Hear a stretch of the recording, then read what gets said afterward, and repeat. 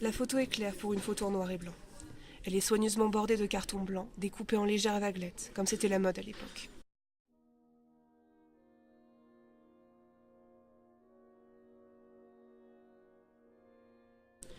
Vaguement gondolée par le temps, mais encore nette et intacte. Signe qu'elle a été protégée avec soin par son propriétaire, elle est étrange, presque irréelle, par la luminosité qui s'en dégage, par l'aspect de mouvement interrompu. Les murs blancs salis d'une loggia, éclairés par les rayons d'un soleil brûlant qui rend la pénombre plus tranchante, sont coupés à mi-hauteur par une peinture sombre, qu'on suppose Bordeaux ou lit de vin. L'ombre en dentelle d'une rambarde en métal habille les colonnes qui soutiennent le toit. Des portes et des fenêtres se découpent sur les côtés, et au fond, on devine une salle où trône un lavabo. C'est austère, anguleux, et la seule chaleur du lieu vient du soleil qui tape à droite. Au centre, à genoux sur le sol carrelé, aux trois quarts de face, un peu coupé par le cadre de la photo, un homme se tient, légèrement courbé en arrière. Son pantalon est clair, presque militaire. Il porte un pull sombre, peut-être noir ou quelque chose dans ce goût-là. Son corps est sec, contorsionné. Le cou tendu, les bras légèrement écartés, comme s'il tenait un plateau invisible qui maintenait l'équilibre parfait de son corps et du reste de la photo. Il a le visage levé vers le plafond. On ne voit que son profil. Sur son nez repose un balai, parfaitement en équilibre sur le manche, la paille tendue vers le ciel.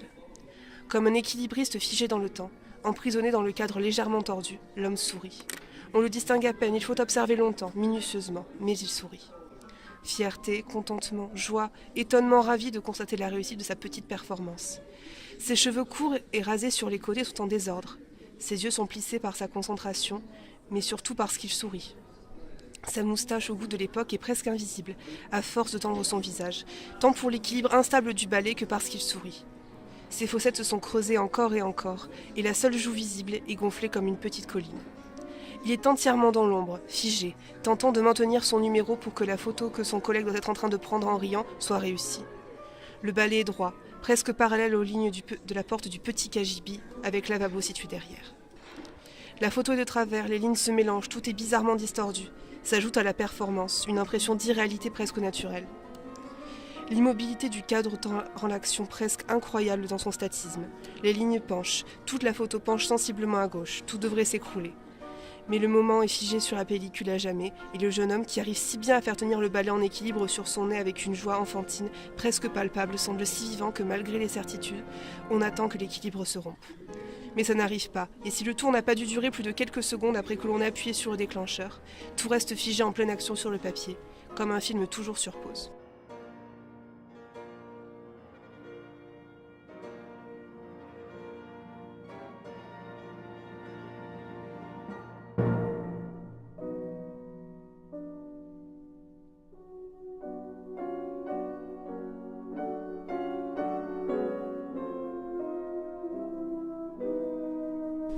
La photo représente 3 personnes.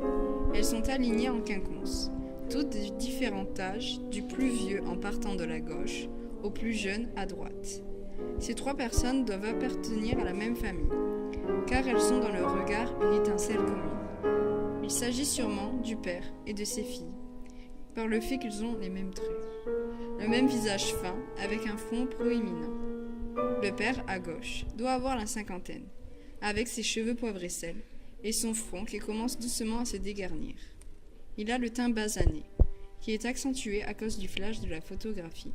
C'est cela qui le différencie des 2 autres. Il est légèrement en retrait, et son teint mat accentue la légère pénombre qui l'entoure. Il ne regarde pas l'objectif. Ses yeux derrière ses lunettes semblent observer quelque chose d'autre, sûrement une personne. Malgré son léger sourire, il semble absent, perdu dans ses pensées. Près de lui, une jeune femme de 20 ans environ regarde fixement l'objectif. On comprend qu'elle pose, car ses yeux sont fixes et rougis par le flash. Son sourire est franc, mais toujours un peu forcé, et fait remonter ses pommettes, un peu rouges à cause de la chaleur de la pièce. Elle est élégante, avec ses bijoux et ses longs cheveux lâchés. Ses mains, comme celles de son père, sont appuyées sur une table, coupée par la photo. La 3e personne, en premier plan, est celle qui est le plus agressée par le flash. C'est la plus jeune. Elle semble être une adolescente de 16 ans. Et sa fougue dans son regard donne de la vie à la photo.